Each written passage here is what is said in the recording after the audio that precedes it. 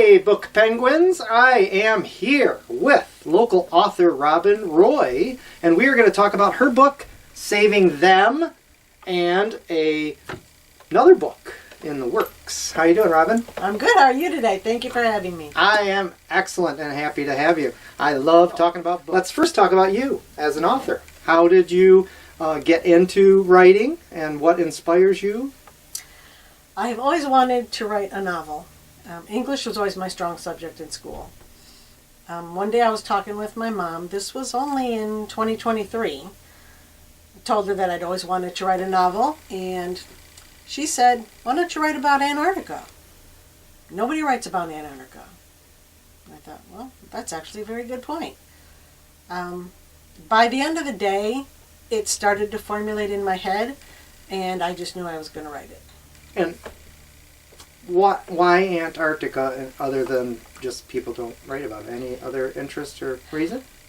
For her suggestion was only because she had been watching some shows on TV and she just thought it was fascinating. So I decided to start researching Antarctica. Okay. I researched it for 3 months before I even wrote a word. Okay. Got a lot of facts in my head and whatnot, which started to formulate where I could go with the story. So I followed it up. Cool. And when you did your research, what did you find most interesting about Antarctica? Most interesting, there's tons of facts, but as I was writing, I came across a news story about oil off the coast of Antarctica. And that is actually true. Russia discovered it, so of course now there's a lot of hubbub about everybody wants it and who should get it. And I knew when I saw that it had to go in the story. So even though that was never a part of the original plot, I backtracked a bit and I wrote it into the story. Okay. And what can you tell readers about the plot? It starts with a cruise, because cruises to Antarctica now are very popular. Over 100,000 people a year go to Antarctica now. So it starts with a cruise. I knew it would have an international flavor because you're not going to get on a cruise to Antarctica and everybody's going to be from the United States or everybody's going to be from the UK. They'll be all over the world. So I wanted that flavor to it. And bad things happen on the cruise directly involved with the oil that people want. And then there are 2 penguins on the cruise, George and Grace. They're on the cruise as well, trying to get home to Antarctica.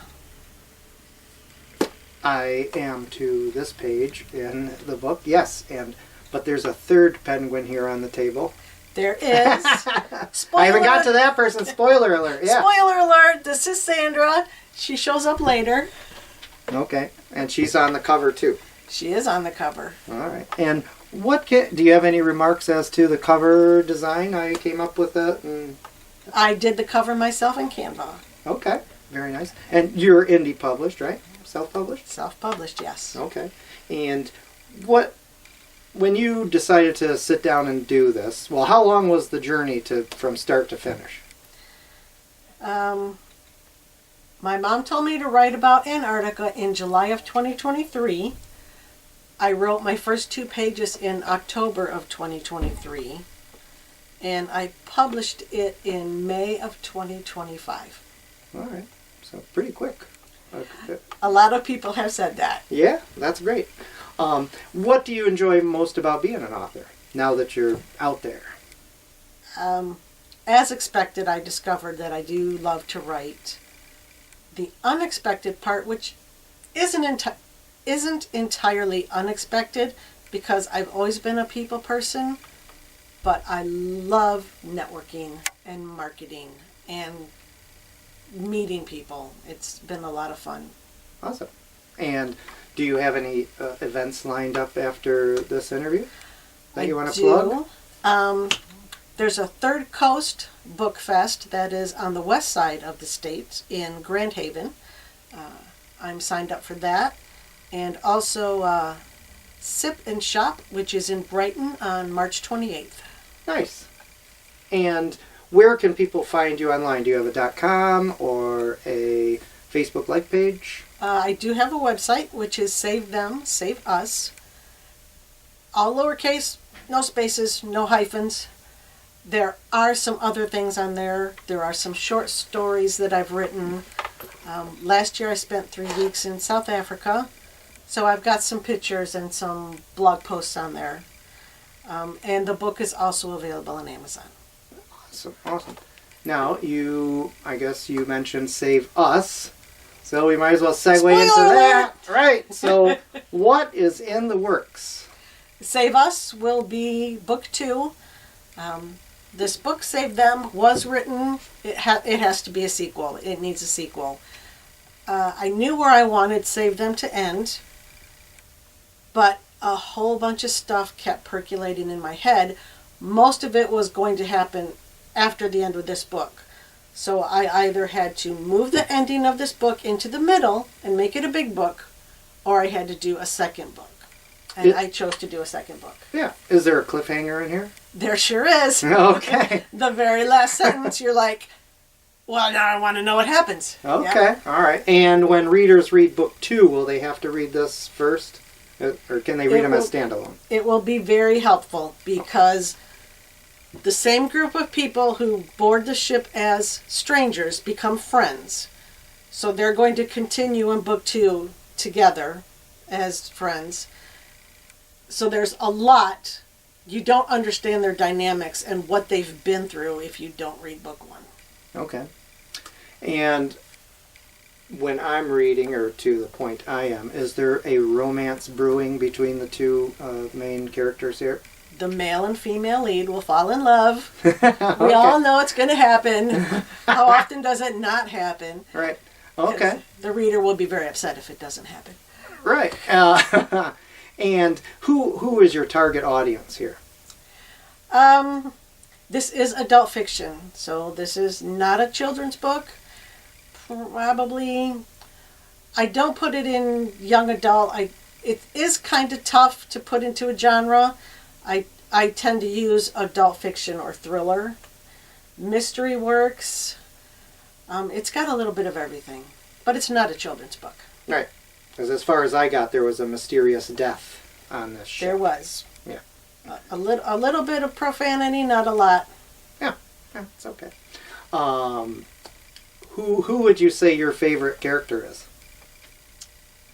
Other than George. Well, yeah.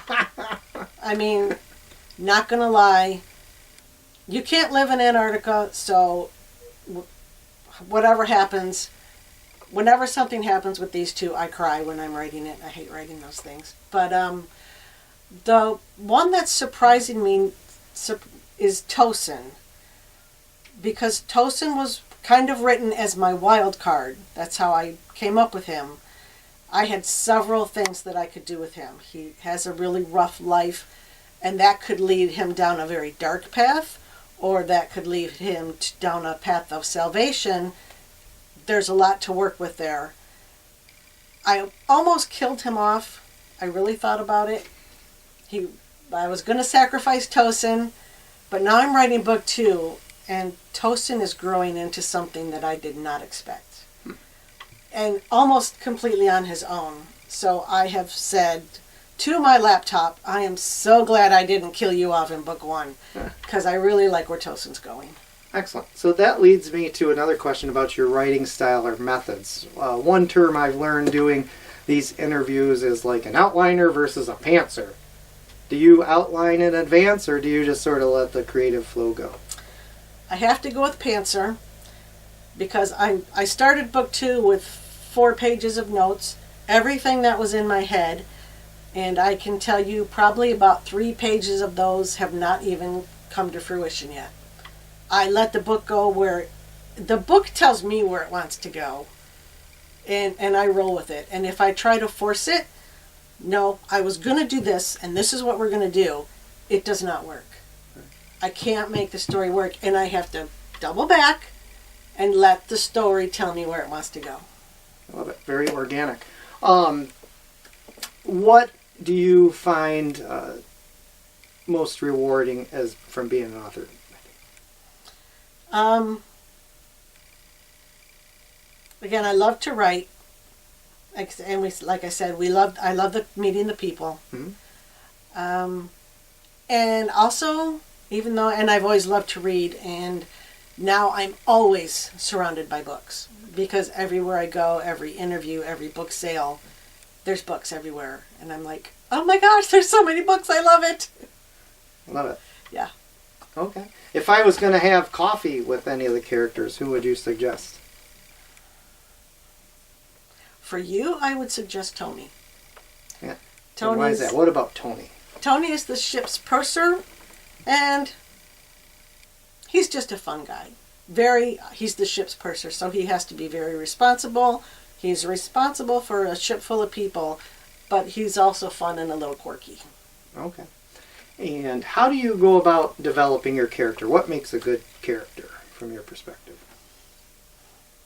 A good character? You need a variety. So, if you want to look at the traditional book, you like having a hero and a heroine, and you need a bad guy, and you need your supporting characters. How you write them, I mean, it's always up to the individual author. And I think a lot of authors, myself included, try to come up with something that hasn't been done 1,001 times before, because we like to come up with something a little different, something that's going to be entertaining and maybe even surprise the reader. Right.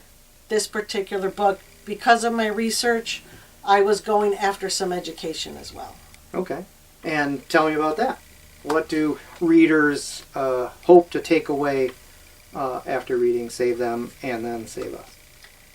I want people to be inspired, and I want them to look at the world differently. And so far, all of the feedback that I've gotten has been very positive. They are like, yes, you did that. I want them to see Antarctica as a real place, and I want them to know that we should probably pay attention. There are things going on there that we don't know, and we probably should know. Very interesting. Any intent to write in any other genres? Yes, I am going to do a children's series. I'm going to do a George and Grace children's series. I'm planning on that. So in Antarctica, there are different species of penguins. Why did you pick the emperor of penguins? I knew the time of the year that I wanted my story to be, which is Antarctica winter, which is opposite than ours because they're on the bottom of the equator. There's only one species of penguin that has chicks in Antarctica winter, and that's the emperor. So they're emperors. Okay. Do they deliver the pebbles to find their mate? They do not. That's not them. That's a different not species. Them. Ah, trivia. Another trivia. Otherwise, I guarantee you there would have been a pebble involved in Save Them. But another trivia question. Do polar bears eat penguins? Register your answers there. Yep. Anyway, all right, Robyn, I really enjoyed talking to you about George and Gracie. Thank you so much for having me. And I love it. And I will finish it. I'm to that. Well, all right. Okay. Thank you, readers.